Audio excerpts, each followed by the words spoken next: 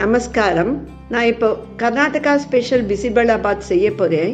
பிசிபெலாபாத்க்கு ரொம்ப இம்பார்ட்டன்ட் அந்த பவுடர் செய்யறது தான். பிசிபெலாபாத் பவுடர் ரெடியா வச்சிருந்தோன்னா உடனே இந்த சாதம் ப்ரிப்பேர் பண்ணிட முடியும். அந்த பவுடர் கடையில ரெடிமேடா கிடைக்கிறது. பட் நம்மளாலேயே ஃப்ரெஷ்ஷாவும் மனமாவும் செய்ய முடியும். இப்போ எப்படி செய்யறதுன்னு சொல்லி கொடுக்குறேன். பவுடரை தவிர எதெல்லாம் ரெடி பண்ணிக்கணும்ன்றத முதல்ல பார்க்கலாம். இந்த கப்பால 1 கப்பு பச்சரிசி எடுத்துருக்கேன். 125 கிராம் இருக்கு. அதே கப்பால 3/4 கப் துவரம் பருப்பு எடுத்துருக்கேன். ரெண்டுத்தையும் சேர்த்து ஒரு பாத்திரத்துல போட்டு 2 முறை வாஷ் பண்ணிட்டு 1.25 கப் ரெண்டும் சேர்ந்து இருந்தது. அதுக்கு 5 மடங்கு தண்ணீர் சேர்த்திருக்கேன். 1/4 டீஸ்பூன் மஞ்சள் பொடியை சேர்த்து 5 விசில் வச்சு எடுத்து வச்சுருக்கேன். சாதம் ரெடி ஆயிடுது. பச்சை பட்டாணி, உருளைக்கிழங்கு, பீன்ஸ், கேரட் இந்த 4 காய்களும் சேர்ந்து ஒரு 200 கிராம் எடுத்துருக்கேன். கொஞ்சம் உப்பு போட்டு 3/4 பதத்துக்கு வேக வச்சு ரெடியா எடுத்து வச்சுட்டேன். ஒரு எலுமிச்சம் சைஸ் புளியை எடுத்துட்டு 3/4 லிட்டர் தண்ணீர்ல கரைச்சி எடுத்து வச்சுருக்கேன். பிசிபெலாபாத் பவுடருக்கு ரொம்ப இம்பார்ட்டன்ட் கொப்பரை தேங்காய். தேங்காயை துருவி இந்த மாதிரி டெசிகேட்டட் கோகோனட்னு துருவல் கிடைக்கிறது ரெடிமேடா, அதுவும் யூஸ் பண்ணலாம். கொப்பரை தேங்காய் யூஸ் பண்ணா அந்த பவுடரை 2 மாசம் ஃப்ரிட்ஜில் வச்சுட்டு யூஸ் பண்ணிக்கலாம். அந்த வாசனை பிடிக்கலன்னா தேங்காவே போடாத மீதி எல்லா சாமான்களையும் போட்டு அரைச்சி ரெடி பண்ணி வச்சுக்கணும். எப்ப சாதம் செய்யறோமோ அந்த சமயம் தேவையான பவுடரை எடுத்துட்டு ஃப்ரெஷ்ஷான தேங்காய் துருவலை சேர்த்து கொஞ்சம் தண்ணீர் விட்டு அரைச்சி அதை கலந்துக்கணும். இப்போ வரிசையில ஒவ்வொரு சாமானா வறுத்துக்க போறேன். இந்த கப்பால 1 கப்பு தனியா 50 கிராம் எடுத்துருக்கேன். அதை வறுத்துக்கிறேன். அடுப்பு தீ லோல இருக்கு. தனியா கருகாம வாசனை வர வரையும் வறுத்தா போறோம். வறுத்துட்டே எடுத்துடுறேன். அடுத்தது கடலைப்பருப்பு எடுத்துருக்கேன். 1/2 நிமிஷம் வறுத்ததுக்கு அப்புறம் உளுத்தம்பருப்பையும் அதுலயே சேர்த்துக்கிறேன். ரெண்டும் சேர்ந்து 3/4 கப் அளவுக்கு எடுத்துருக்கேன். பருப்பை பொன்னிறமா வறுத்துட்டே எடுத்துடுறேன்.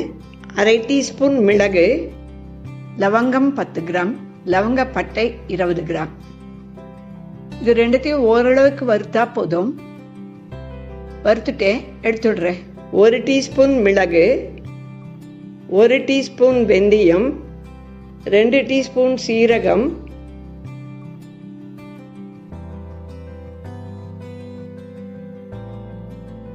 எல்லாத்தையும் வறுத்துட்டே எடுத்துடுறேன். கசகசா 3 டீஸ்பூன். கசகசா பொரிய ஆரம்பிக்கிறது. ரொம்ப சீக்கிரம் கருகி போயிடும். அடுப்புலேருந்து கொஞ்சம் தூக்கி வச்சுட்டு அதை வறுத்து எடுத்துக்கிறேன். வறுத்துட்டேன் எடுத்துடுறேன். இந்த கப்பால 1 கப்பு தனியா எடுத்து யூஸ் பண்ண போறேன்.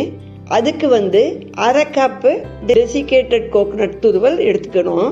ஓரளவுக்கு பொன்னிறமா ஆனா போதும். வறுத்துட்டேன் அடுப்புலேருந்து எடுத்துடுறேன். பேன்ல 1 டீஸ்பூன் எண்ணெய் சேர்த்துக்கிறேன். 50 கிராம் தனியாக்கு 30 பேடிகை மிளகாய் சேர்த்துக்கிறேன். இந்த மிளகாய் வாசனையும் கலரும் ரொம்ப நல்லா கொடுக்கும். பேடிகை மிளகாய் காரம் குறைச்சல், அதுக்காக தான் 30 யூஸ் பண்றேன். அது இல்லைன்னா குண்டூர் மிளகாய் யூஸ் பண்றதுன்னா ஒரு 15 மிளகாய் யூஸ் பண்ணிட்டு மீதி ஒரு 10 மிளகாயில உள்ள இருக்கிற விதைகளை எடுத்துட்டு வெறும் அந்த தோலியை மட்டும் சேர்த்து வறுத்துட்டு யூஸ் பண்ண நல்லா கலர் கொடுக்கும்.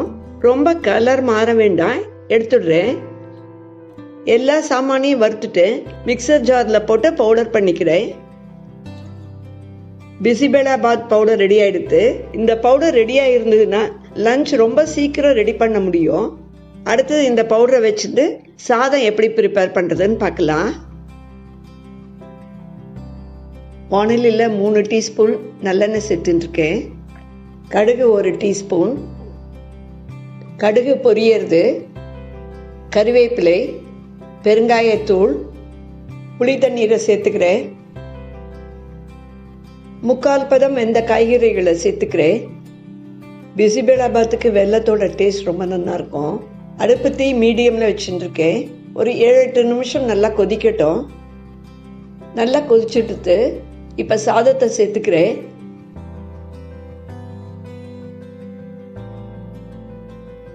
சாதம் சேர்த்ததுக்கு அப்புறம் ஒரு 5 நிமிஷம் நல்லா கொதிக்கட்டும். பிசிபெலாபாத் பவுடரை ஒரு 5 டேபிள் ஸ்பூன் எடுத்துட்டு இருக்கேன். இந்த அளவுக்கு கொஞ்சம் தண்ணீர் விட்டு கரைச்சிக்கிறேன். நல்லா கரைச்சிட்டு அதை சேர்த்துக்கிறேன். நல்லா கலந்து விடுறேன்.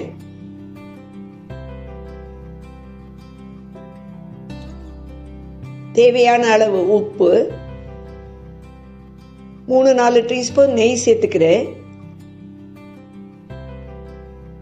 எல்லாம் சேர்ந்து ஒரு 4-5 நிமிஷம் கொதிக்கட்டும். ரொம்ப வாசனையா இருக்கு. இந்த அளவுக்கு தளதளன்னு இருக்கணும். துவரம்பருப்பு அதிகமா இருக்கிறதுனால கொஞ்சம் ஆரம்பதே கெட்டியாக ஆரம்பிச்சிடும். பிசிபேளா பாத் ரெடி ஆயிடுது. பிசிபேளா பாத் மேலே காரா பூந்தியும் நெய்யும் சேர்த்து சர்வ் பண்ணணும். பிசிபேளா பாத் பவுடரும் பிசிபேளா பாத் அதை வச்சு எப்படி செய்யணும்ன்றதையும் சொல்லி கொடுத்துருக்கேன். நீங்க ட்ரை பண்ணிட்டு உங்க கமெண்ட்ஸை ஷேர் பண்ணுங்க. Thank you very much.